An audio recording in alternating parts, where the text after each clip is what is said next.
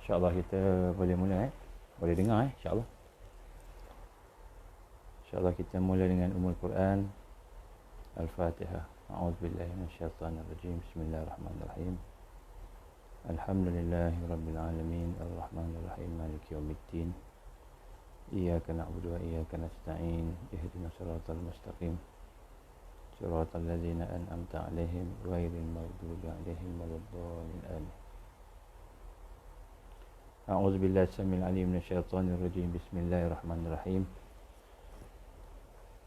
Innal hamdalillah nahmaduhu wa nasta'inuhu wa nastahdihi wa nastaghfiruh wa na'udzu billahi min shururi anfusina wa min sayyiati a'malina.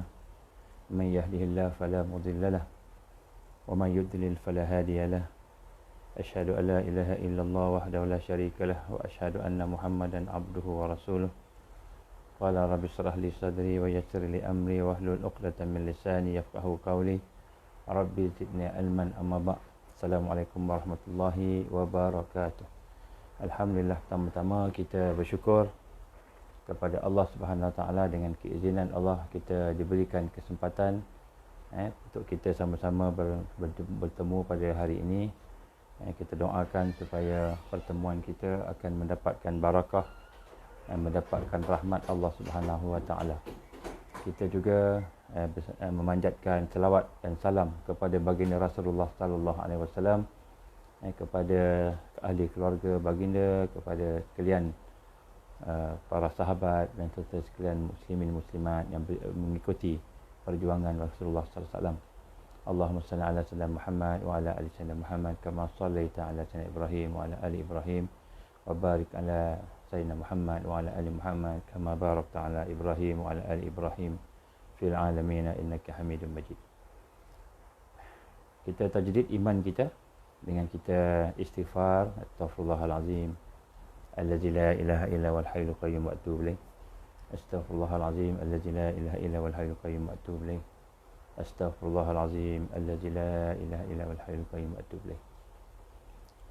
Kita mohon ampun pada Allah, kita bertaubat kepada Allah, supaya mudah-mudahan bila kita bertaubat pada Allah ini, Allah memberikan kepada kita kekuatan, barakah, rahmat, taufiknya insya-Allah. Pada hari ini kita akan sambung perbincangan kita pada hari Jumaat yang kita bincang lepas tauhid af'al.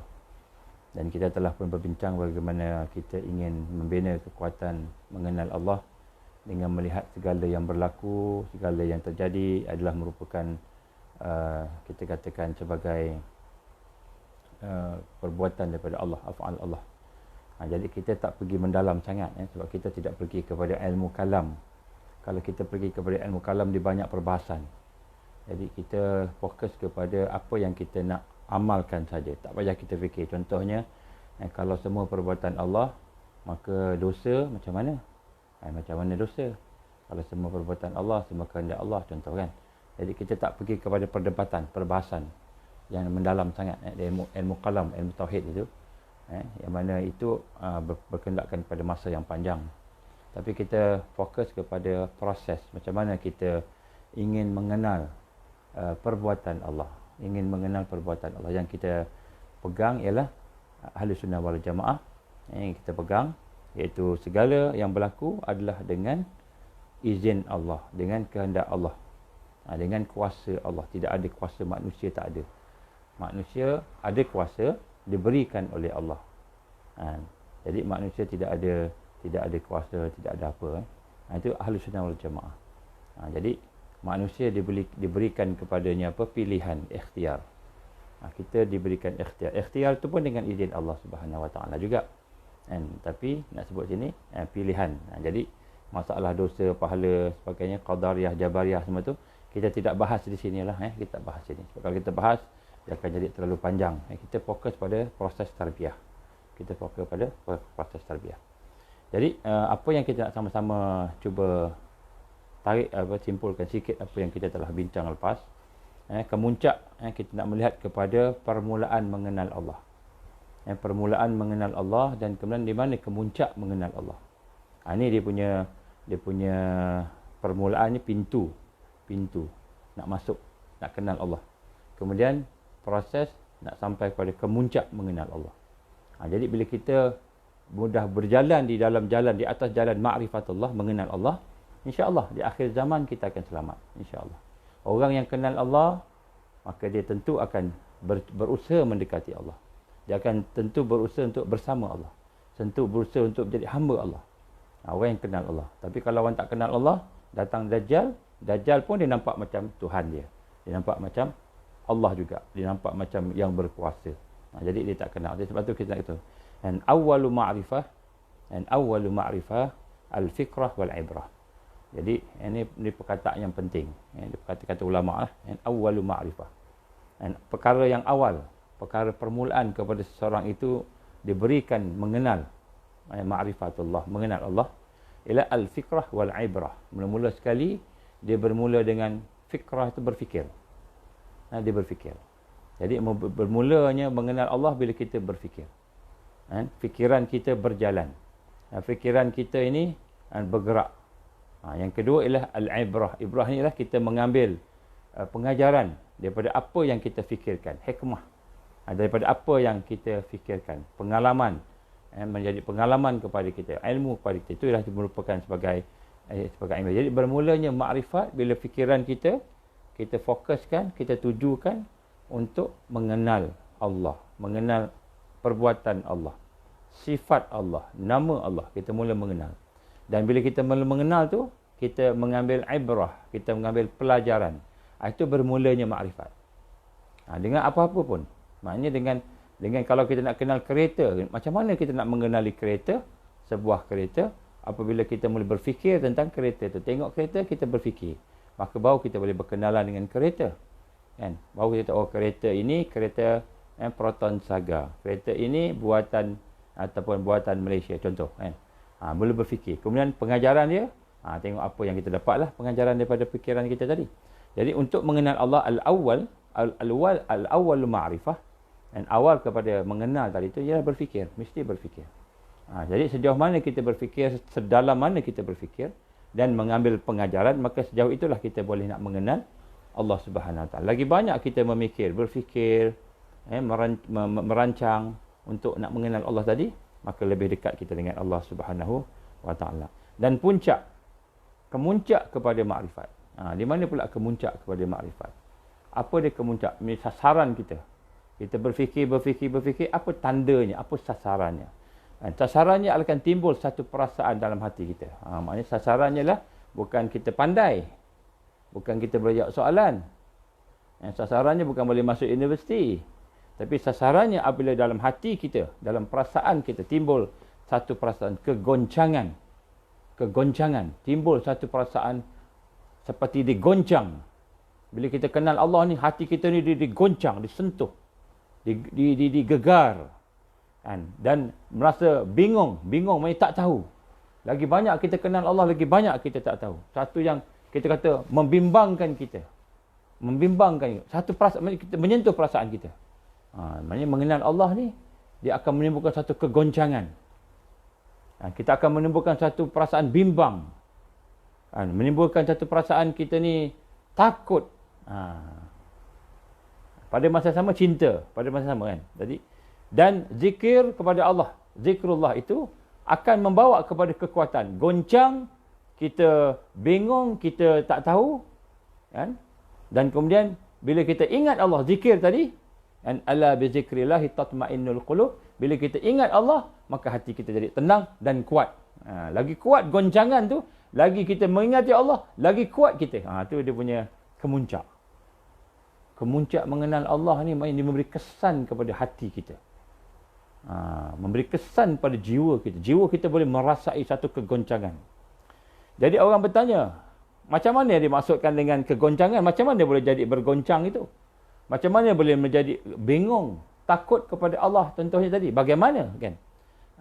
Sebab itu kita lihat apabila kita kata kita mengenal Allah, kita petik semula apa yang digambarkan oleh para ulama kita. Imam Ghazali menyebut dan juga beberapa ulama yang lain, man arafa nafsahu faqad arafa rabbahu. Siapa yang kenal kepada diri dia, maka dia akan kenal kepada Tuhan dia. Ini kata-kata para ulama, hukama. Jadi maknanya kegoncangan itu bermula macam mana kita bila berjalan menuju kepada Allah, mula nak kenal sifat perbuatan Allah, af'al Allah tadi, sifat Allah, nama Allah tadi. Bila kegoncangan itu bermula, bila dia mula mengesani jiwa kita. Nombor satu, bila kita kenal diri kita. Man arafa nafsahu. Siapa yang kenal diri dia? Faqad arafa rabbahu. Maka dia akan kenal Tuhan dia. Maka kenal diri, macam mana yang dikatakan mengenal diri ini memberikan satu menyentuh perasaan kita? Apabila kita kenal diri kita sebagai hamba Allah. Sebelum ni kita tak rasa bimbang. Apa kita nak buat, kita boleh buat. Apa kita nak makan, kita boleh makan. Apa kita nak tinggalkan, kita boleh tinggalkan. Tak rasa bertanggungjawab. Kita rasa kita boleh buat apa sahaja. Aku rasa akulah Tuhan. Begitu. Aku rasa akulah Tuhan. Seperti seolah-olah begitu. Tapi apabila kita tahu kita ni hamba. Rupanya kita ni hamba. Rupanya kita ni hamba. Ada Tuhan yang sebenar. Allah. Barulah pada masa itu, kita akan mengenal diri kita. Macam mana kita nak kenal diri kita? Mula-mula kita tengok, rupanya aku ni tak pandai. Nama aja doktor, PhD. Nama aja ustaz, ustazah, pandai ilmu Islam. Nama aja engineer. Nama aja doktor perubatan. Nama aja cikgu dan guru. Tapi aku ni tak pandai. Aku ni tidak ada ilmu. Aku ni tidak ada kekuatan. Melainkan Allah yang bagi ilmu pada aku. Aku ni tak ada kekayaan. Tak ada kekayaan melainkan Allah yang bagi kekayaan pada aku. Aku ni tidak ada kemuliaan. Sekarang ni aku ni keturunan raja. Aku raja. Aku sultan. Aku boleh memerintah. Aku boleh memaksa orang. Aku boleh buat saja. Sebelum ni kita rasa macam gitu. Aku ni seorang pegawai. Aku ni seorang bos. Aku ni seorang pemimpin. Semua kena ikut cakap aku sebelum ni. Tapi bila kita dah mengenal diri kita, kita mengenal af'al Allah tadi, bermula, kita mengenal diri kita, maka pada ketika itu kita rasa, aku ni hamba. Aku tidak ada kepandaian, melainkan Allah bagi ilmu.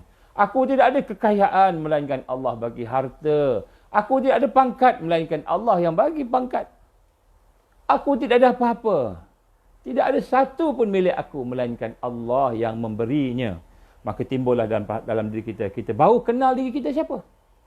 Baru kita kenal diri kita, mengerti betapa bodohnya kita, betapa lemahnya kita, betapa hinanya kita. Betapa kita ni, diri sendiri ni, hakikatnya hanyalah hamba Allah. Ini, sebab tu kata, man arafa nafsahu. Siapa yang kenal diri dia, maka dia akan kenal Tuhan dia. Kalau kita tak kenal diri kita sebagai hamba, maka kita tak boleh kenal Allah sebagai Tuhan. Sebab kita rasa kita Tuhan. Itu yang ramai berlaku perkara yang maksiat dan mungkar. Kerana dia rasa dia boleh buat apa sahaja. Sebab dia bukan hamba. Dia boleh buat apa sahaja. Nak corruption, dia boleh corrupt, dia ada pangkat. Aku nak buat apa sahaja aku boleh buat. Tak takut dengan apa-apa. Kalau setengah-setengah pula merasakan aku ni above the law. Aku above the law. Aku di atas undang-undang. Kenapa? Sebab dia tak rasa diri dia hamba. Jadi apabila kita mula berfikir, mula melihat balik, sebenarnya tak ada satu pun yang ada pada aku ni. Melainkan semuanya Allah beri. Mata kita yang melihat pun Allah yang bagi. Telinga kita yang mendengar ni pun Allah yang bagi. Kita tak pernah mencipta telinga mata kita. Kalau kita ada anak, pernahkah kita fikir macam mana anak kita punya mata, macam mana nak design telinga anak kita, macam mana nak design, nak reka lidah kita, lidah anak kita, rupa dia macam mana, nak macam jenis India ke, Hindustan ke, macam jenis orang Eropah ke. Ada pernah kita fikir? Tak pernah. Semua Allah bagi. Semua Allah bagi. Ini kata, man arafa nafsahu. Siapa kenal diri dia? Maka bila dia mengenal diri dia, maka dia tahu dia hamba. Barulah dia ada perasaan berdebar-debar. Berdebar-debar. Rupanya aku ni hamba. Dia tengok harta dia. Rupanya aku ni tak bayar zakat lagi. Allah perintah bayar zakat. Rupanya aku ni tak sedekah. Padahal ada orang memerlukan. Islam memerlukan. Rupanya aku ni masih lagi banyak benda dosa aku buat. Baru kita sedar kita hamba. Bila kita sedar kita hamba, timbul perasaan bergegar, goncang, tergoncang. Bergoncang hati kita. Bergoncang. Ini mula dengan berfikir. Mula dengan berfikir. Dan kemudian bertambah yakin lagi makrifat kepada Allah tadi, bertambah mantap lagi apabila kita mula mengenal Allah. Mula kenal diri kita, aku ni lemah. Aku nak sihat tapi rupanya kena sakit juga. Aku nak kaya, rupanya miskin, rugi juga berniaga. Aku nak ini, nak itu, tak capai, tak dapat capai. Cita-cita kita kan. Kita nak jadi seseorang. Tapi Allah tak izin jadi kan. Kenapa? Allah nak tunjukkan kepada kita bahawa dialah yang berkuasa, bukan kita yang berkuasa. Dia ialah Tuhan, kita ni hamba. Dia nak tunjukkan macam itu kan. Tapi kita tak perasan.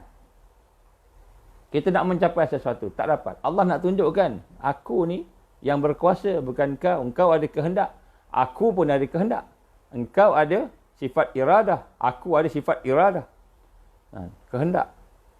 Dan kehendak kamu tak boleh melampaui kehendak aku. Aku Tuhan, kau hamba.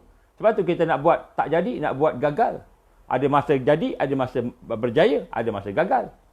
Masa berjaya, Allah nak tunjukkan kepada kita. Aku bagi nikmat pada engkau. Engkau rasa tak engkau hamba? Engkau rasa tak engkau perlukan aku? Tengok-tengok, tak bersyukur pun. Dah bagi berjaya, tak bersyukur. Kenapa tak bersyukur? Kerana kita tak rasa diri kita hamba. Ini berfikir. Bermulanya berjalan menuju kenal Allah dengan kita mula berfikir. Otak kita mula melihat diri kita. Dan kemudian, yang kedua, bila kita mula melihat diri kita sebagai hamba tadi, maka kita mula mengenal Allah. Macam mana kita mengenal Allah? Kita melihat sifat-sifat Allah. Kita melihat perkara yang berlaku di sekitar kita. Allah Maha Penyayang, Allah Maha Pengasih. Allah Maha Mengetahui, Allah Maha Berkuasa. Allah Maha Suci, Allah Maha Hebat, Allah Maha Agung. Dan akhirnya bila kita mengenal Allah dengan sifat-sifat dia, dengan perbuatan dia, dengan sifat dia, dengan nama dia, dengan keadaan kita mengenal diri kita hamba tadi, maka pada masa itu, insya-Allah kita pun boleh redha, boleh terima, boleh syukur, boleh sabar dengan segala qada qadar Allah. Syukur, sabar, redha dengan segala qada qadar Allah. Baru kita boleh rasa cukup. Maka tenang, hati kita tenang jadi hamba Allah. Daripada kita jadi hamba manusia. Jadi hamba manusia susah. Jadi hamba Allah lebih mudah sebab Allah Maha Penyayang, Maha Pengasih. Kita silap, dia ampunkan dosa kita. Syarat dia minta ampun aja. Minta ampun kat dia, dia ampunkan dosa kita. Dan hatta sampai kita tersilap, orang-orang yang tidak Islam, tidak beriman, dia kembali kepada Allah, masuk Islam, beriman, Allah terima. Allah Maha Pengampun. Jangan mati tanpa minta ampun pada Allah. Maka, apakah yang saya kata tadi, bila kita mengenal Allah, kita mula mengenal Allah tadi, hati kita akan bergoncang. Ini kemuncak ma'rifatullah, hati akan bergetar. Hati akan bergegar, bergoncang. Hati akan jadi bimbang. Kenapa bila kita makin kita mengenal Allah, hati kita menjadi bimbang, menjadi bergoncang? Ialah apabila orang yang mengenal Allah tu, orang yang nak dekat dengan Allah tadi, dia pun nak dekat dengan Allah, dia nak dapat perlindungan dari Allah, tetapi dia tak tahu di akhir hayat dia macam mana. Adakah husnul khatimah ataupun su'ul khatimah? Ini yang dibimbang. Ini yang dibimbang. Sahabat-sahabat Nabi sallallahu alaihi wasallam, dia bimbang, dia tak tahu akhirnya husnul khatimah ataupun su'ul khatimah. Sahabat-sahabat Nabi bimbang. Sebab ada di kalangan sahabat yang keluar Islam, ada. Kita tak panggil sahabat lah, kan? Kita tak panggil sahabat, kan? Ar-Rajal bin Unfuwah. Ar-Rajal bin Unfuwah ni salah seorang daripada Bani Hanifah. Daripada keturunan Bani Hanifah, yang juga merupakan keturunan kepada Musailamah Al-Kazzab, satu kaum dengan Musailamah Al-Kazzab. Satu ketika dia datang ke Madinah bersama dengan Bani Hanifah, datang ke Madinah berjumpa dengan Rasulullah SAW dan kemudian masuk Islam. Jadi Ar-Rajal ni masuk Islam. Masuk Islam dan kemudian selepas itu dia pun duduk di masjid. Banyak menghafal Al-Quran. Antaranya surah Al-Baqarah, dihafal surah Al-Baqarah. Surah Al-Baqarah dihafal. Ar-Rajal bin Unfuwah ini antara orang yang banyak beribadah di masjid. Sehinggalah berlaku satu ketika mana diceritakan oleh Abu Hurairah radhiyallahu anhu, bagaimana dia kata, aku bersama-sama dengan 5-6 orang sahabat-sahabat menghadap Rasulullah sallallahu alaihi wasallam. Dan pada ketika Rasulullah sallallahu alaihi wasallam melihat kepada kami, ada beberapa orang tadi sahabat tadi tu, maka Rasulullah sallallahu alaihi wasallam kata, di kalangan kamu ni akan ada yang gerahang mulut dia ni dibuka oleh Allah untuk dimasukkan azab. Allah alam lah. Dia buka. Rahang dia tu, gerahang ni sebesar bukit Uhud, sebesar gunung Uhud. Dalam neraka Allah Subhanahu. Jadi dalam neraka Allah yang Allah besarkan kita untuk kita mendapat kalau siksaan yang amat teruk, azab bukan saja kecil, besar, dia besarkan, amplify. Sebut amplify, teringat pula PCR test, amplify. Amplify kan, untuk merasakan azab yang amat dahsyat, dan orang yang dalam syurga pun dia jadi besar, amplify untuk menjadi merasai nikmat yang amat besar. Maka kata Rasulullah SAW, di kalangan kamu ada seorang yang rahangnya sahaja besar gunung Uhud ataupun bukit Uhud. Maka Abu Hurairah mengatakan, aku bimbang, akulah orangnya sebab aku ada dalam kumpulan tu. Abu Hurairah sebut. Sehingga akhirnya apabila semua seorang sahabat mati, meninggal aku dengan Abu Hurairah, Abu Hurairah dengan Ar-Rajal bin Unfuwah. Tinggal dua orang. Maka ketika Ar-Rajal murtad, keluar daripada Islam, maka aku tahu dialah yang dimaksudkan oleh Rasulullah sallallahu alaihi wasallam. Seorang yang masuk Islam bersama dengan Rasulullah, ditarbiah oleh Rasulullah sallallahu alaihi wasallam. Ditarbiah oleh Nabi sendiri. Menghafal suratul Baqarah, tetapi berakhir dengan su'ul khatimah. Macam mana dia boleh berakhir dengan su'ul khatimah?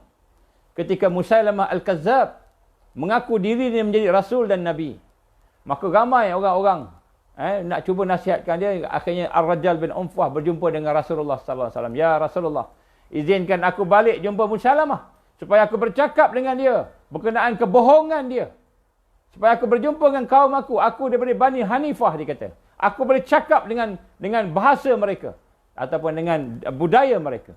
Maka Rasulullah izinkan.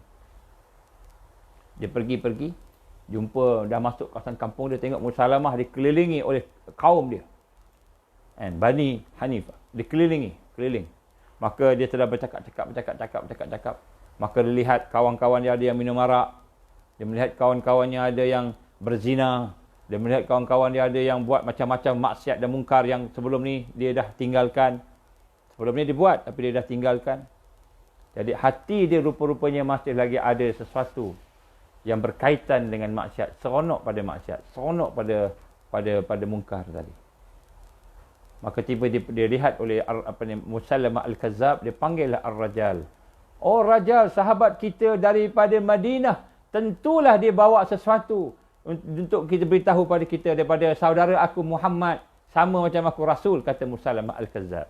Musailamah si penipu. Maka Rajal pun dipanggil, wahai Rajal, sini datang. Maka orang semua tepuk, orang Madinah datang. Kemudian dia kata, apakah yang kamu dengar daripada Muhammad? Maka dia berkata, Muhammad kata engkau sama dengan dia. Maknanya dia mengaku Musailamah ni juga Rasul dan Nabi. Murtad dia. Mati dalam su'ul khatimah. Bukan tak jadi sahabat, habis, tak ada sahabat. Dia keluar daripada Islam. Kenapa? Sebab dia tidak boleh tinggalkan maksiat mungkar yang ada pada diri dia. Tak boleh tinggalkan dosa dia. Tak mau tinggalkan dosa dia. Nak patah balik. Padahal dia dah ada iman, dah ada Islam. Dia dah ada tarbiyah Rasulullah sallallahu alaihi wasallam. Dan di sinilah kita lihat bagaimana orang-orang yang mengenal Allah, hati dia goncang. Bergoncang hati dia. Bimbang. Apa yang dia bimbang? Dia bimbang, dia cuba dekati Allah, dia cuba jadi hamba Allah, tapi tiba-tiba di akhir hayat dia tidak mati bersama iman. Dia bimbang. Sebab tu sahabat-sahabat bangun malam. Sebab tu sahabat-sahabat puasa, berjuang. Kerana mereka nak pastikan mereka boleh mati dalam keadaan beriman pada Allah. Husnul khatimah. Jadi orang yang kenal Allah Subhanahu Wa Taala, hatinya akan goncang, bimbang. Hatinya akan rasa takut, bimbang kalau akhir hidup dia dalam keadaan su'ul khatimah. Maka sebab itulah, apa yang menyebabkan dia kuat? Apa yang menyebabkan dia tenang? Ala bi zikrillahi tatma'innul qulub. Hanya dengan mengingati Allah, hati akan jadi tenang. Jadi bila dia zikir pada Allah, bila dia mengingat kekuasaan Allah, bila sentiasa bersama Allah, bersama dengan kalimah la ilaha illallah, la ilaha illallah, atau bersama dengan kalimah Allahu, ingat Allah sentiasa, maka ketika itu hati dia tenang. Sebab dia tahu kalau dia mengingati Allah, maka tentulah dia mati dalam keadaan husnul khatimah. Jadi sebab tu tuan-tuan dan puan Allah, kita tahu di mana permulaan mengenal Allah. Permulaan mengenal Allah ialah apabila kita mula berfikir dan mengambil ibrah, berfikir tentang af'al Allah, berfikir tentang sifat Allah, berfikir tentang nama-nama Allah, dan kita mengambil ibrah, kita mengambil pengajaran. Dan di manakah kemuncaknya? Kemuncak mengenal Allah. Kemuncak mengenal Allah, hati kita dikesani dengan perasaan satu kegementaran, kegoncangan. Hati kita digoncang, digegar. Hati kita rasa takut sekiranya akhir hayat kita berada dalam keadaan su'ul khatimah wa iyazbillah min zalik. Jadi orang beriman macam itu. Jadi macam mana dia nak jadi kuat, jadi tenang ketika kegoncangan dan kegementaran tadi berada dalam hati dia? Dia pun mengingati Allah, berzikir. La ilaha illallah, la ilaha illallah, la ilaha illallah. Subhanallah wa bihamdi, subhanallahil azim, astaghfirullah wa atubu ilaih. Subhanallah wa bihamdi, subhanallahil azim, astaghfirullah wa atubu ilaih. Jadi dia selawat Allahumma salli ala sayyidina Muhammad wa ala ali sayyidina Muhammad kama sallaita ala sayyidina Ibrahim wa ala ali sayyidina Ibrahim wa barik ala sayyidina Muhammad wa ala ali sayyidina Muhammad kama barakta ala sayyidina Ibrahim wa ala ali Ibrahim fil alamin innaka Hamidum Majid. Hidup dalam keadaan berselawat, hidup dalam keadaan berzikir, bertahlil, bertasbih, hidup dalam keadaan istighfar. Jadi bila dia hidup dalam keadaan berzikir ini, hati yang kenal Allah tadi jadi tenang. Kenapa tenang? Kerana dia bersama Allah. Dia bersama Allah Subhanahu Wa Taala. Ya, sebab itulah kita hari ini boleh tinggalkan zikir, boleh tinggalkan fikir kerana kita tak kenal Allah. Bukan tak kenal Allah sahaja, kita tak kenal diri kita sendiri. Kita tak kenal diri kita sendiri. Kita tahulah nama saya Fulan bin Fulan, saya lahir di sekian tempat, saya berasal daripada negeri sekian, saya bekerja sekian-sekian, saya kegemaran saya itu kita tahulah. Tapi kita tahu tak kita hamba Allah? Kita rasa tak kita hamba Allah? Kita rasa tak kita hina di hadapan Allah? Dhaif, lemah di hadapan Allah? Fakir di hadapan Allah? Kita rasa tak segala yang ada pada kita yang kita banggakan itu daripada Allah? Wajah kita cantik, handsome. Cantik, handsome. Allah bagi. Kita rasa tak sebenarnya kita hodoh? Asalnya kita hodoh. Allah bagi ke-handsomean, kecantikan. Asal kita tak ada ilmu. Sekarang dah ada ilmu. Dah ada PhD, dah ada master, dah belajar dengan tuan-tuan guru. Belajar macam-macam. Hafal Quran, hafal hadis. Kita tahu tak bahawa kita ini sebenarnya bodoh? Kita tak ada ilmu. Allah yang maha berilmu. Allah yang maha bijaksana. Yang maha mengetahui. Memberikan sedikit saja ilmu pada kita. Maka kita pun dah berbangga dengan ilmu kita. Kita rasa kita punya ilmu. Kita punya harta. Kita punya kesihatan. Kita punya umur. Semua kita punya. Maka kita tak rasa kita hamba. Bila kita tak rasa kita hamba, kita buat dosa selamba je kita buat dosa. Kita buat dosa selamba je. Itu kita tak kenal Allah lagi. Dan kita tak kenal diri kita.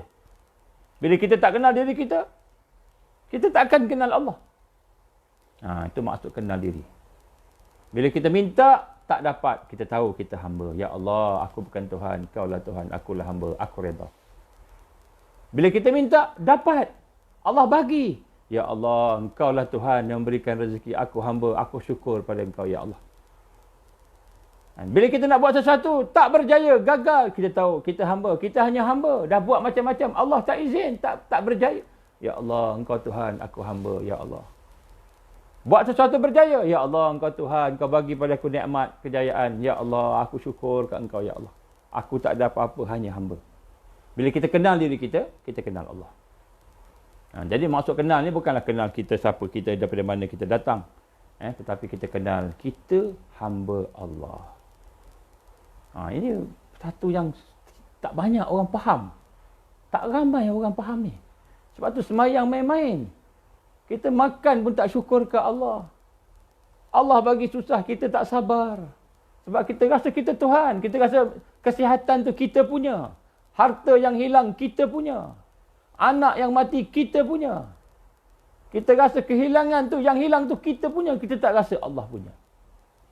Ini awalul ma'rifah. Awal kepada ma'rifat, kita berfikir dan mengambil pengajaran. Dan kemuncak ma'rifat, hati kita dikesani.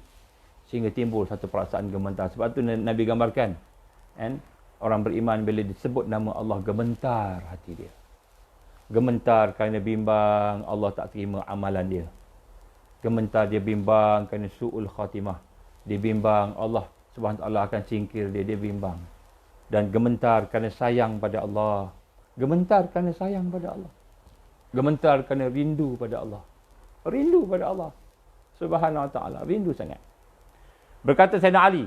Kita tengok apa kata Sayyidina Ali.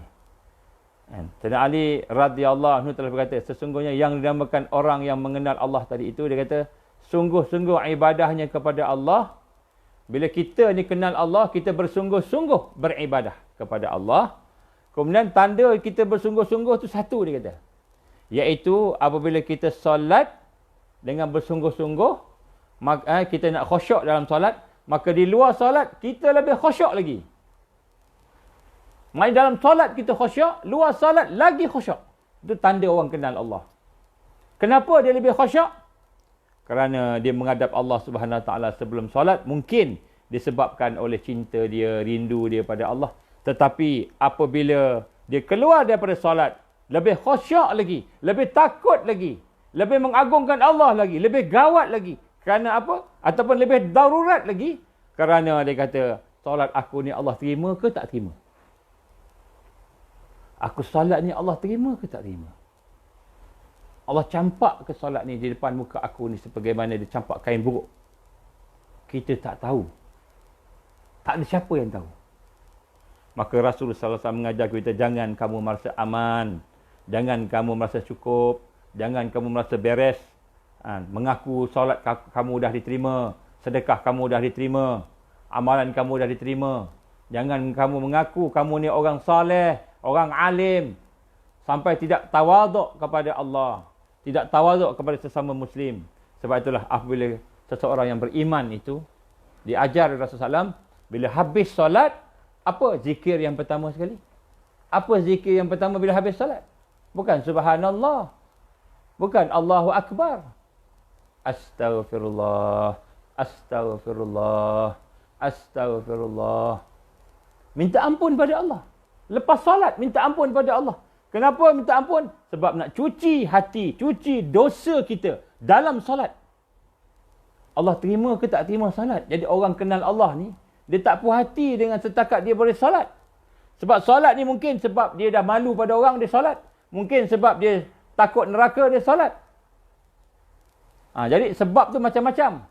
Tapi habis solat, dia rasa, Allah terima ke tak terima solat aku ni? Itu kata Sayyidina Ali radhiyallahu anhu. Dia kata orang yang mengenal Allah, dia akan lebih khusyuk dia lepas solat. Semakin dia solat, makin lebih khusyuk.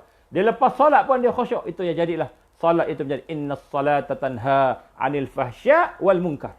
Barulah solat itu boleh mencegah daripada perbuatan fahsya' dan munkar. Kerana lepas solat, dia takut lagi dengan Allah. Takut Allah tak terima. Solat tu fardu. Allah dah fardukan, tapi tiba-tiba dia buat main-main. Dia buat tak betul, maka Allah terima. Sia-sialah seolah-olahnya dia sebagai hamba Allah. Maka sebab itulah solat dia tidak ada bangga-bangga. Kita tak ujub dengan ibadah kita. Kita beribadah, kita tak rasa kita best. Kita pandai, kita paling alim, kita paling warak. Kita paling tidak berdosa. Kita rasa kita dah masuk syurga. Kita tak rasa begitu. Kenapa? Kerana kita tak tahu Allah terima ke tak terima solat kita tu. Kita buat sehabis baik, tapi Allah terima tak? Belum tahu. Standard Allah bukan rendah. Allah Raja, Maha Raja. Allah Tuhan, Rabb.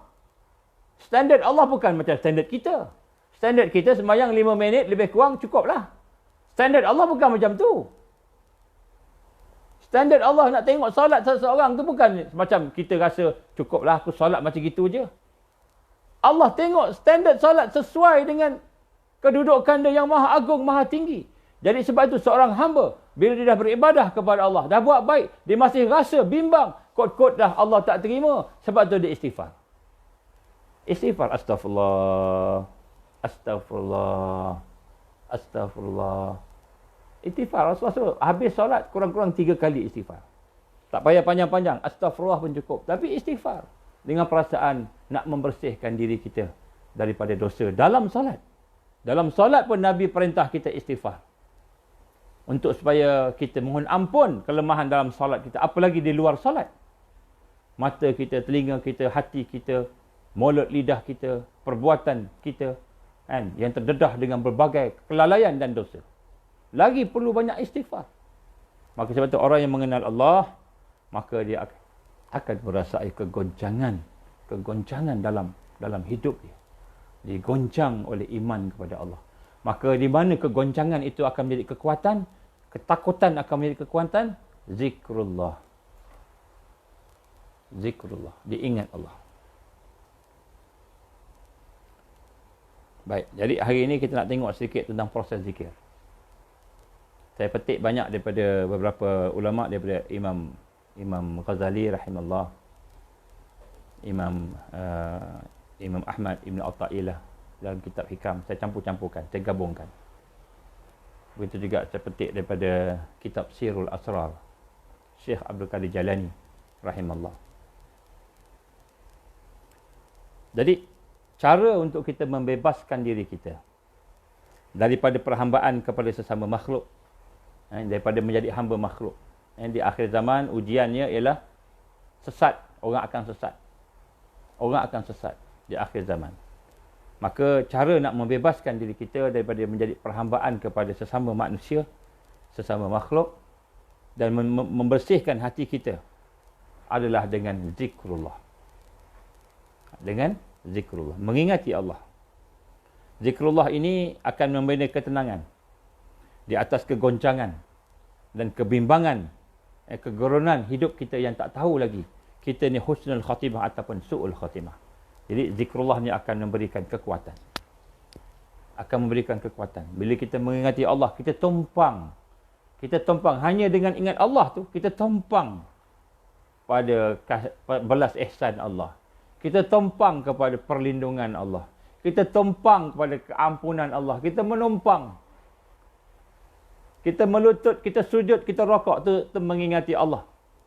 Kita rokok, kita sujud. Kita bayangkan kita rokok, kita sujud. Kita menumpang belas ihsan Allah. Kita menumpang sifat Ar-Rahman Ar-Rahim.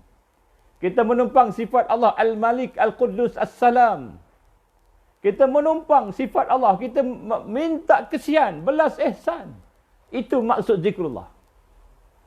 Kita mengingati Allah Subhanahu Wa Taala, kita berlindung pada Allah. Kita minta ampun pada Allah Subhanahu Wa Taala. Itu perasaan orang yang mengingati Allah.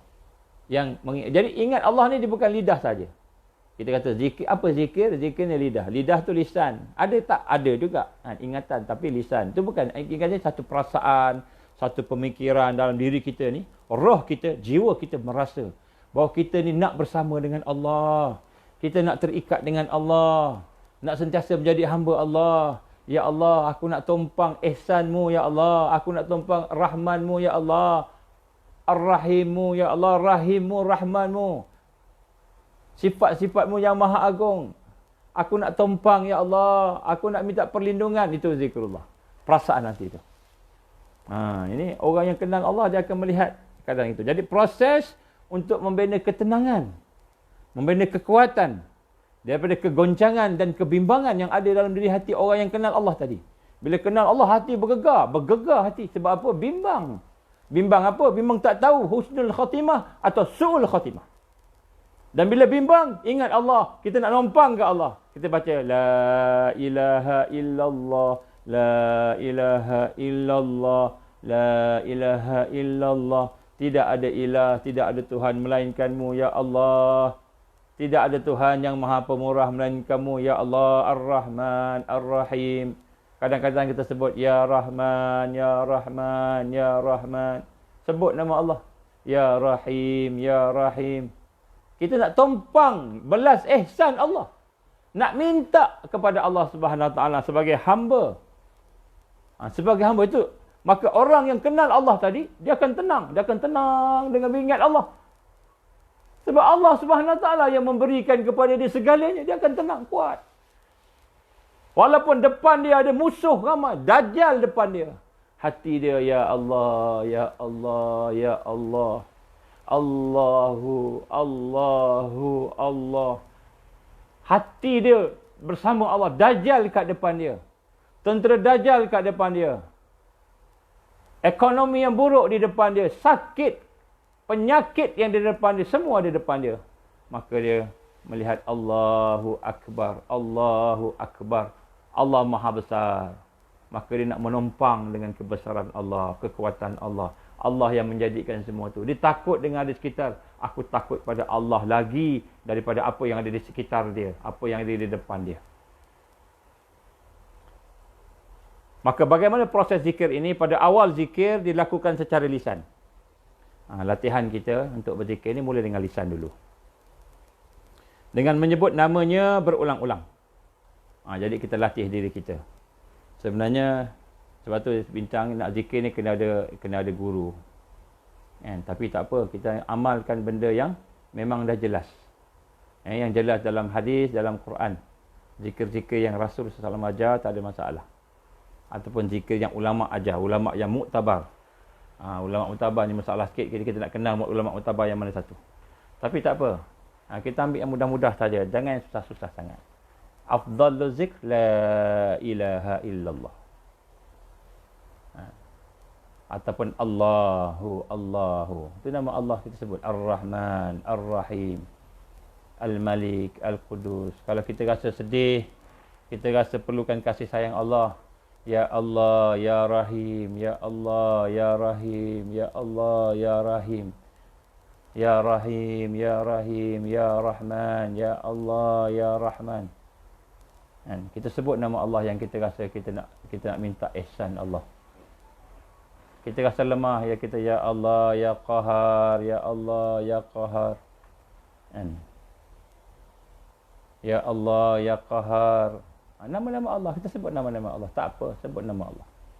La ilaha illallah wahidul qahar. Ya Qahar, la ilaha illallah wahidul qahar. Sebut nama Allah. Ini ulama-ulama dia campur-campurkan kan, gabung-gabung. Tak apa, bila contohnya kita berhadapan dengan musuh. Kita rasa, ataupun kita sedang diserang, dia berperang dalam keadaan susah.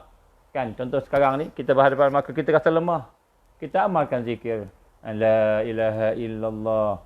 Kan, ya Qahar, ya Allah, ya Qahar, la ilaha illallah wahidul qahar. Ya Qahar, la ilaha illallah wahidul qahar. Contohlah. Nama Allah, sebut je nama Allah, tak apa. Allah gambarkan, sebut nama dia, mana-mana pun tak apa. Ar-Rahman, Ar-Rahim. Baik. Jadi kita lihat, yang pertama sekali dengan lisan. Pada awal kita sebut dengan lisan. Sebut dengan lisan. Dan kemudian kita menyebut dia berulang-ulang, melafazkan dengan nyaring, sama ada kita dengar atau orang lain. Ataupun kalau kita takut orang lain dengar kacau, sebut kita dengar tak apa. Kita kata Subhanallah, Subhanallah. Kita dengar sendiri.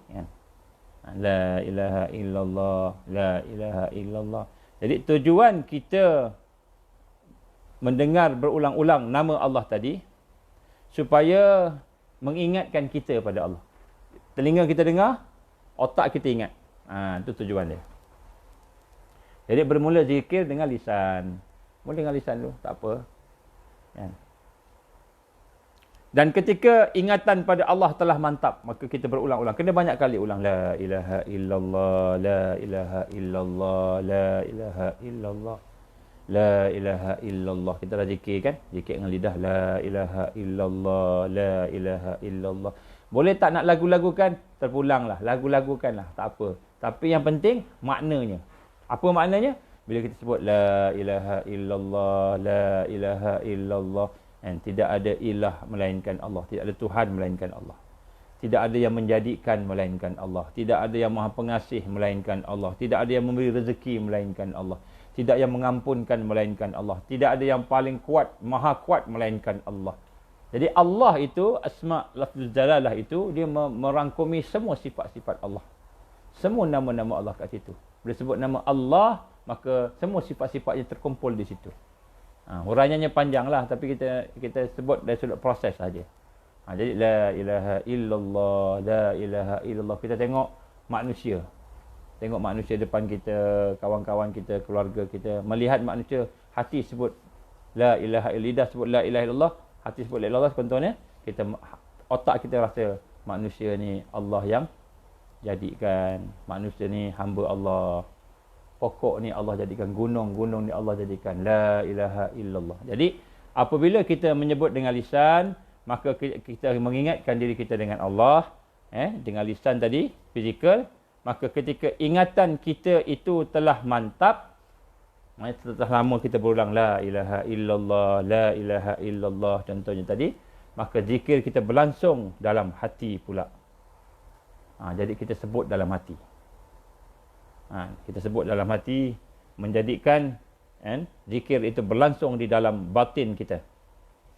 Jadi Allah berfirman dalam surah 198 Baqarah, surah Baqarah. Wazkuru kama hadakum wa in kuntum min qablihi laminadhdallin. Suratul Baqarah ayat 198. Dan ingatlah kepada Allah, berzikirlah kamu kepada Allah sebagaimana yang telah diberikan hidayah kepada kamu, diberikan petunjuk kepada kamu. Jadi mulanya dengan zikir, ulama-ulama kita menguraikan apa yang Rasulullah SAW tunjuk pada sahabat-sahabat, mula dengan lidah. Mula dengan lidah. Tapi bukan lidah saja. Lidah tu dia akan tuju ke bawah. Nanti kita akan tengok. Dan kemudian sesungguhnya kamu adalah orang-orang golongan yang wa in kuntum min qablih, kamu ni sebelumnya itu laminadhdallin, merupakan orang yang sesat dalam ibadah.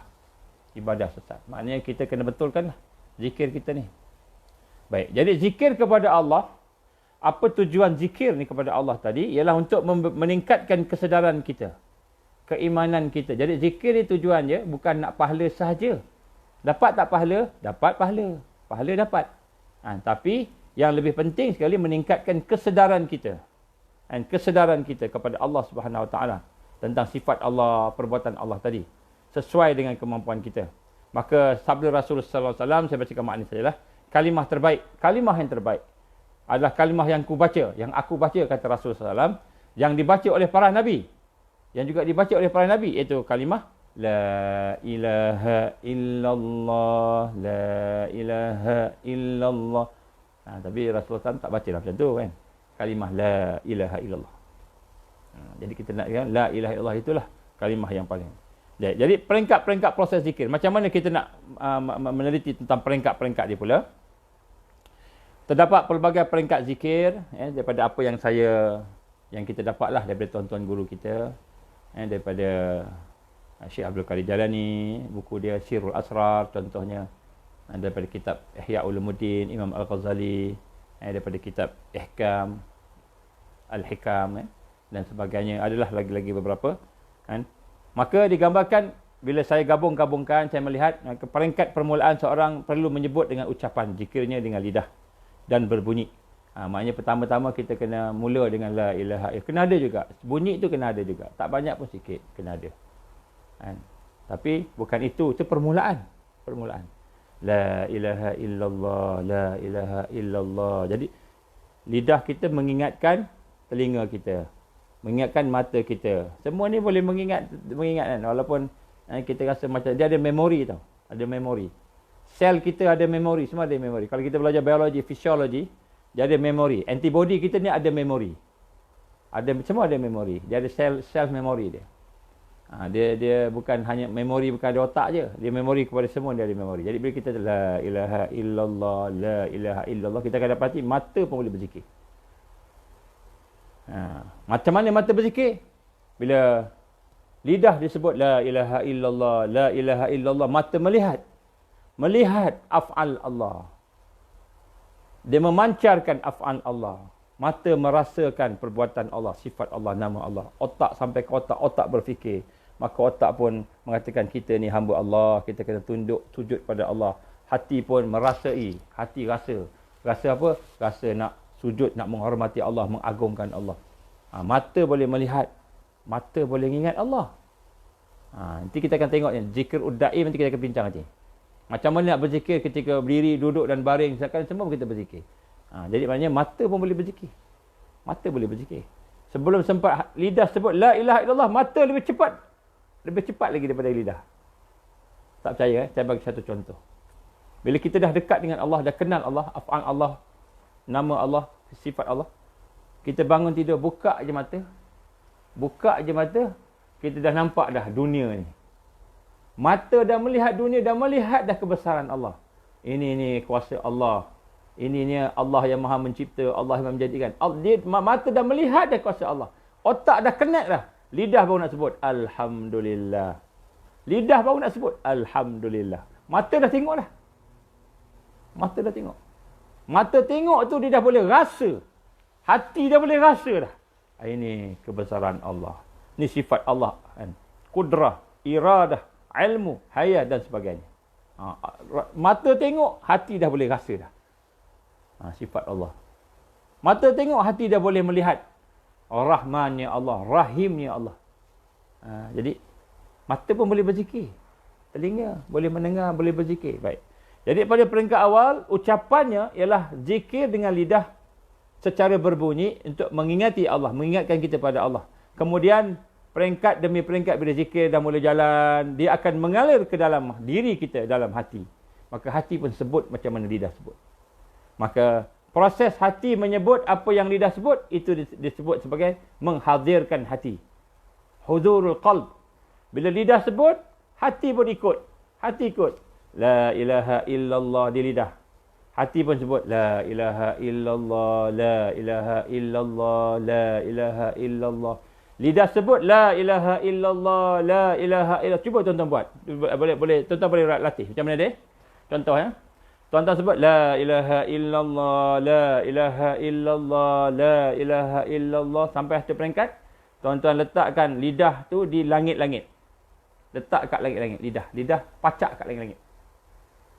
Pada masa yang sama, hati sebut la ilaha illallah, la ilaha illallah.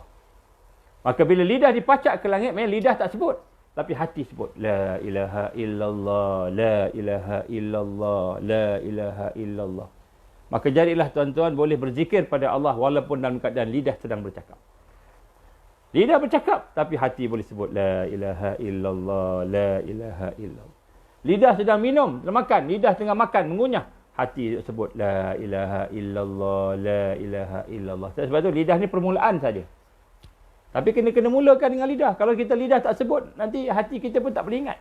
Kita kena mula dengan lidah. Ni dia punya kaedah dia.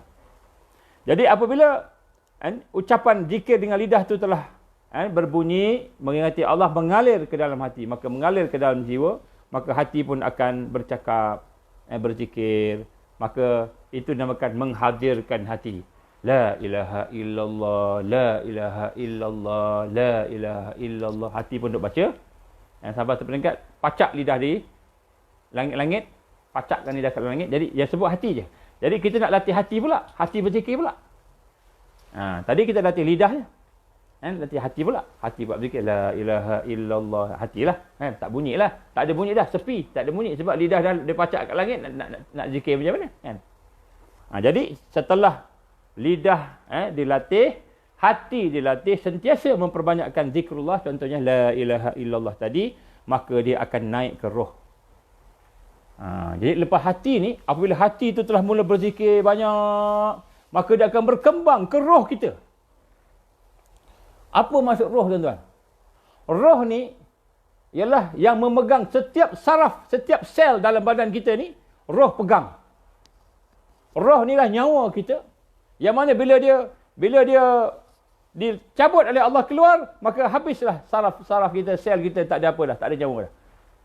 Jadi apabila hati telah menyebut dengan kita kata dengan zikir tadi, la ilaha illallah, la ilaha illallah, ataupun hasbi rabbi jallallah ma fi qalbi ghairullah, hasbi rabbi jallallah. Ikutlah, kita nak nasyidkan boleh, tak apa, nasyid tak apa. Yang penting kita ingat Allah. Ingat bukan pada lafaz, ingat pada perasaan dan ingatan kita, fikiran kita. Kemudian dia akan naik kepada roh.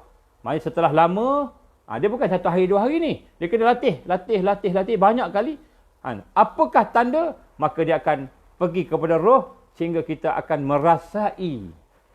Kita baru boleh merasa. Baru kita boleh merasai. Merasai apa? Mula kita rasa sayang ke Allah. Mula kita sensitif untuk nak mengagungkan Allah. Maka mulalah berlaku pergerakan perasaan. Perasaan kita mula bergerak untuk semakin meningkat untuk mengenal Allah. Jadi prosesnya kita kena faham ni. Kalau kita tak faham, kita tak dapat. Maknanya dia kena menjadikan darah daging kita. Dia jadi mu'alajah. Menjadi sesuatu yang kita kata, kan, kebiasaan kita dalam keadaan berzikir. Lagi banyak kita berzikir sebab zikir ni, bila lidah kita berzikir, hati kita mula berzikir. Bila hati berzikir, la ilaha illallah, la ilaha illallah. Hati berzikir tadi, maka hati itu akan naik kepada roh. Roh maknanya bukan saja dekat hati tengah-tengah sini, tetapi kat dada ni, ataupun kawasan-kawasan sini, tetapi di seluruh tubuh badan kita. Dia akan pergi ke seluruh saraf-saraf kita. Di mana roh ada, di situ berzikir. Jadilah tangan berzikir. Jadilah telinga berzikir. Jadilah mata berzikir. Macam mana mata berzikir? Mata melihat sesuatu, dia merasai, menyebabkan hati rasa kebesaran Allah. Merasai keagungan Allah. Mata melihat, boleh merasai sifat-sifat. Hati kita boleh rasa.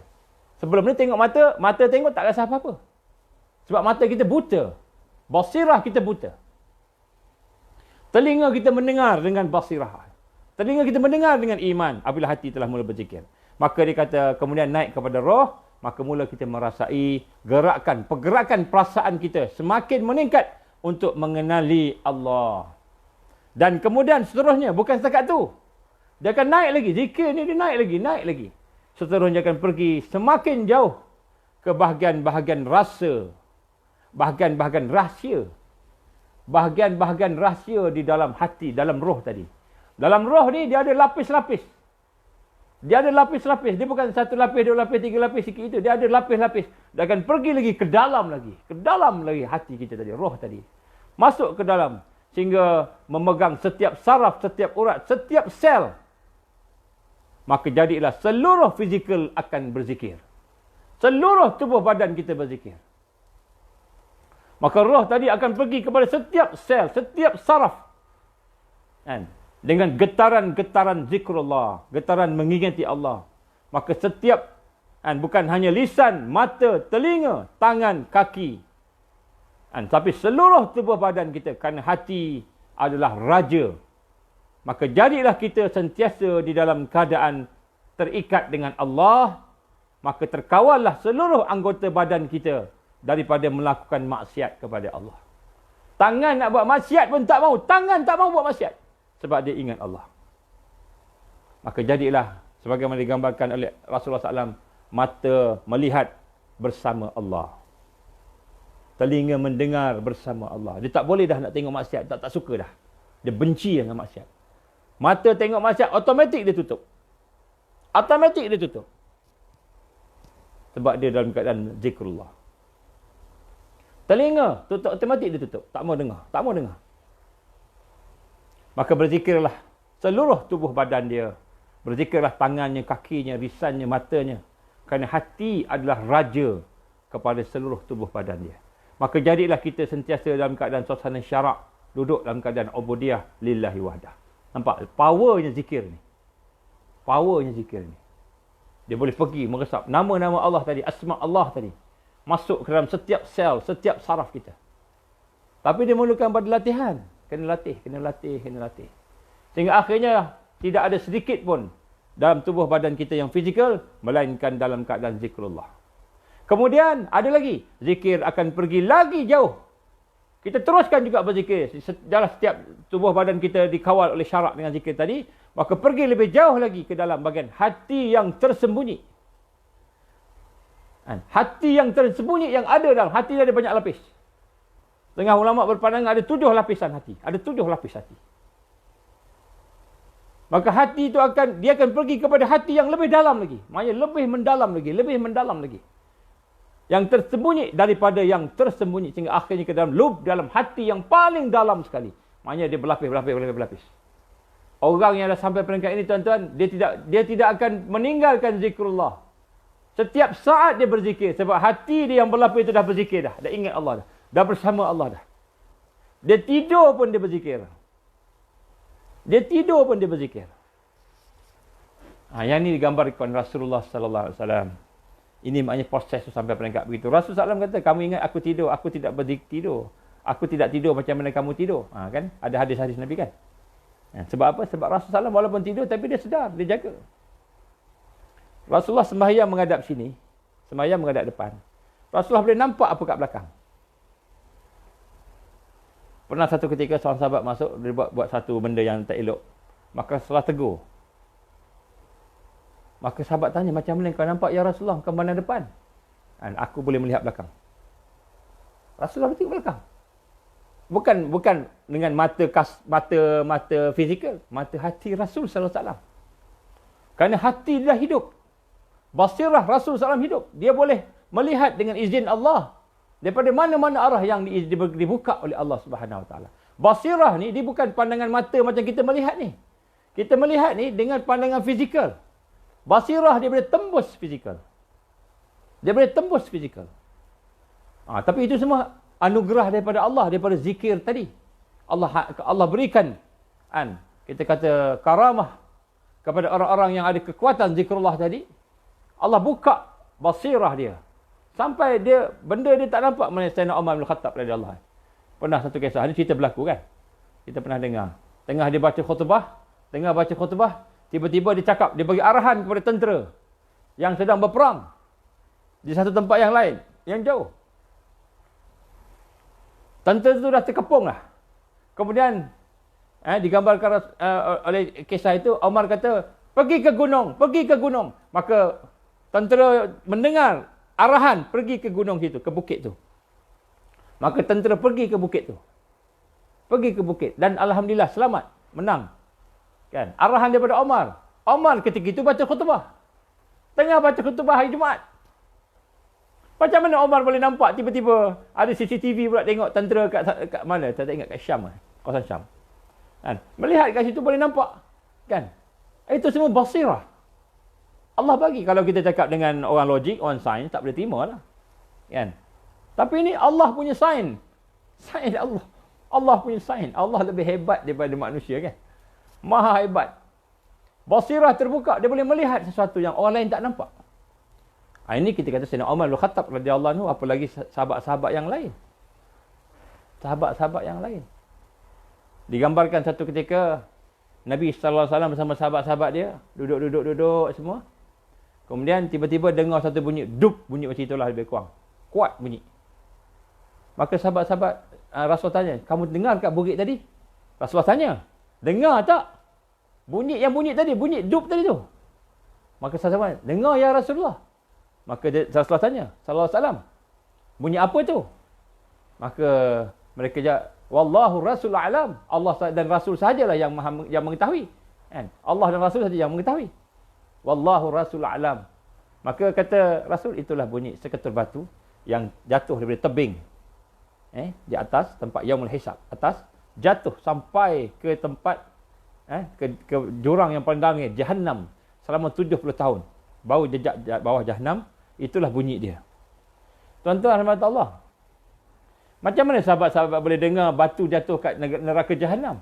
Neraka Jahannam di dunia ni ke? Di alam akhirat. Tapi macam mana boleh dengar? Macam mana? Rasulullah tanya, sahabat-sahabat dengar. Rasulullah dengar. Sahabat-sahabat dengar tak? Dengar. Dan Rasulullah tahu sahabat dengar. Kan? Benda tu di alam ghaib. Bukan di alam dunia ni. Bukan jatuh di sebelah rumah kita. Ataupun jatuh kat belakang tempat masjid Rasulullah SAW. Semua orang boleh dengar. Tak. Ini di Jahannam. Di tempat yang 70 tahun di bawah. Di jurang Jahannam. Maka kata Rasul, kamu dengar? Semua dengar. Itulah bunyi batu yang jatuh 70 tahun. Setelah 70 tahun jatuh, bau jejak ke Jahannam.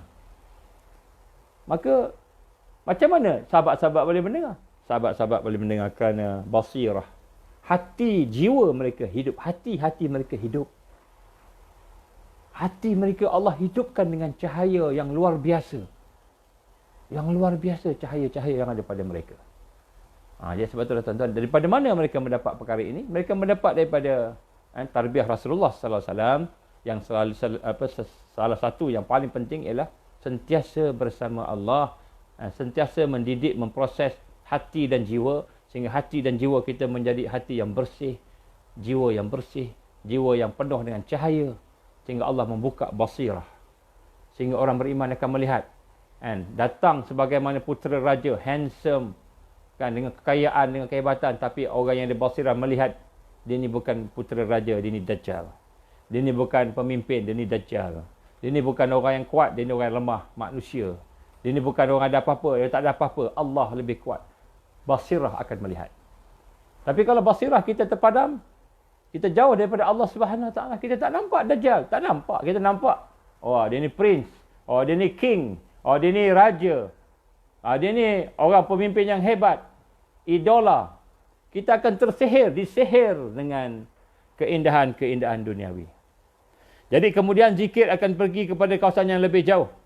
Dan sejauh mana zikir masuk ke dalam hati kita, peringkat yang dicapai tadi bergantung kepada sejauh mana Allah yang maha pemurah dengan kemurahannya membimbing seseorang. Jadi bergantung kepada seseorang.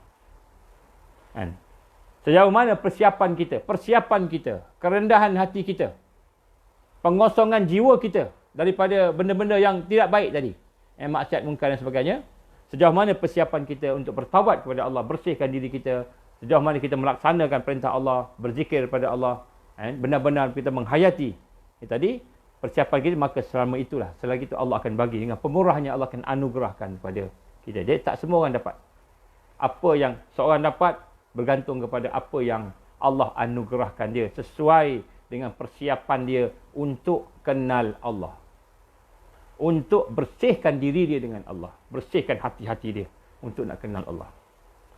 Maka zikir yang diucapkan dengan perkataan menjadi kenyataan, bahawa hati masih lupa kepada Allah. Jadi bila kita hanya boleh zikir dengan lidah, sikit lagi dah, bila hati kita boleh zikir dengan lidah saja boleh cakap, maka sebenarnya lidah kita berzikir, maknanya hati kita masih lalai. Hati kita masih lalai. Jadi kalau zikir setakat lidah, tapi kena mula dengan lidah. Tapi kalau lidah saja, hati tak boleh, maka hati kita masih lalai. Dan zikir secara senyap dalam hati adalah menghadirkan hati dan kemudian menggerakkan perasaan. Jadi menghadirkan hati, kita sebut sama, la ilaha illallah, la ilaha illallah tadi kita sebut. Tapi bila hati mula disentuh perasaan dia, mula disentuh perasaan dia tadi, maka itulah baru dimulakan, katakan hati itu menuju kepada ikhlas. Menuju kepada ikhlas, menuju kepada husnul zan, menuju kepada syukur, menuju kepada sabar, menuju kepada redha. Maka hati yang telah digerakkan perasaan tadi, barulah boleh kita melahirkan perasaan hubbullah. Kita sayang kasih kepada Allah, kita cinta Allah, kita khauf fillah, kita takut dengan murka Allah, ar-raja, barulah melahirkan harapan, barulah lahirkan tawakal yang sejati. Jadi apabila zikir kita tak sampai ke perasaan, baru kita boleh melahirkan perasaan-perasaan tersebut. Jadi apa yang saya sebut sebelum ini, untuk mendapatkan khusyuk itu, maka dia tidak akan sampai kecuali kita melatih diri kita untuk kita berzikir sehingga sampai ke peringkat hati yang bukan saja berzikir tetapi juga menggerakkan perasaan, sehingga berlaku kegoncangan, sehingga berlaku ketenangan dalam hati-hati kita, insya-Allah. Jadi itulah insya-Allah untuk pada hari ini. Kita akan sambung lagi insya-Allah esok berkenaan proses zikir ini, yang kita akan sambung dan kita akan cuba faham bagaimana zikir dan bagaimana diajar oleh para ulama kita, tuan-tuan guru kita, syekh-syekh kita yang muktabar. Dan kemudian insya-Allah bila kita memahami zikir itu, insya-Allah kita buat latihan nanti. Kita akan buat latihan insya-Allah. Aku li qali hadza astaghfirullahal azim li wa lakum. Jadi di sini ada satu permintaan.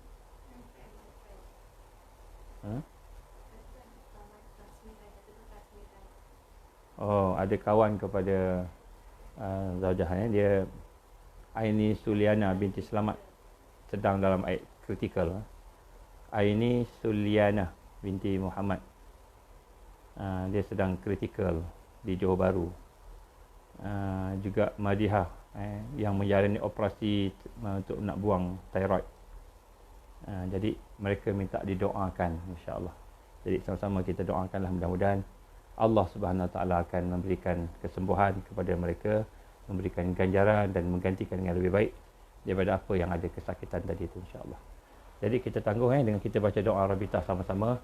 Doa Rabitah ni tuan-tuan, kita bayangkan wajah anak-anak kita, wajah saudara kita, wajah mak ayah kita, wajah keluarga kita, kawan-kawan kita. Bayangkan, sebab bila kita sebut Allahumma innaka ta'lam anna hazihil qulub. Allahumma innaka ta'lam. Ya Allah, sebagaimana yang kami bayangkan dalam hati kami, orang-orang tadi tu, maka masukkan dalam doa ni.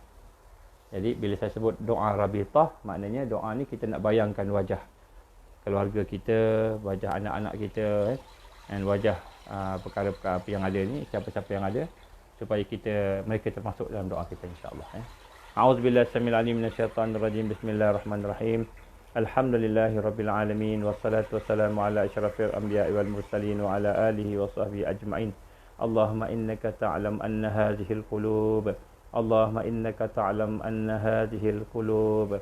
Allahumma innaka ta'lam anna hadhil qulub qad istamat ala muhabbatik waltaqat ala ta'atik wa tawahadat ala da'watik wa ta'ahadat ala nusrati syariatik. Fawasik Allahumma rabitataha wa adimuttaha wahdiha subulaha واملأها بنورك الذي لا يخبو واشرح صدورها بفيض الإيمان بك وجميل التوكل عليك وأهيها بمعرفتك وأمتها على الشهادة في سبيلك يا الله إنك نعم المولى ونعم النصير. اللهم انصر الإسلام والمسلمين والمستضعفين والمجاهدين في كل مكان وفي كل زمن. اللهم انصرنا على تارك الدعوة وتارك التربية وتارك الجهاد في سبيل الله. لا إله إلا أنت سبحانك إنا كنا من الظالمين. ربنا ظلمنا أنفسنا وإن لم تغفر لنا وترحمنا لنكونن من الخاسرين. ربنا اغفر لنا ذنوبنا وإسرافنا في أمرنا وثبت أقدامنا وانصرنا على القوم الكافرين. ربنا أتمم لنا نورنا واغفر لنا إنك على كل شيء قدير. ربنا هب لنا من أزواجنا وذرياتنا قرة أعين واجعلنا للمتقين إماما. اللهم إنا نعوذ بك من عذاب جهنم. اللهم إنا نعوذ بك من عذاب القبر. اللهم إنا نعوذ بك من فتنة المحيا والممات. اللهم إنا نعوذ بك من فتنة المسيح الدجال. اللهم إنا نعوذ بك من المأسم والمغرم. اللهم إنا نعوذ بك من أن نشرك بك شيئا نعلم ونستغفرك لما لا نعلم. يا حي يا قيوم برحمتك نستغيث. يا حي يا قيوم برحمتك نستغيث. يا حي يا قيوم برحمتك نستغيث. يا الله لا إله إلا أنت. أنت الله الأحد الصمد الذي لم يلد ولم يولد ولم يكن له كفوا أحد. اللهم اجعلنا من المؤمنين حقا. اللهم اجعلنا من المتقين حقا. اللهم اجعلنا من المحسنين حقا. اللهم اجعلنا من المقربين. اللهم اجعلنا من الواصلين. اللهم اجعلنا من العارفين. اللهم اجعلنا من المحبين.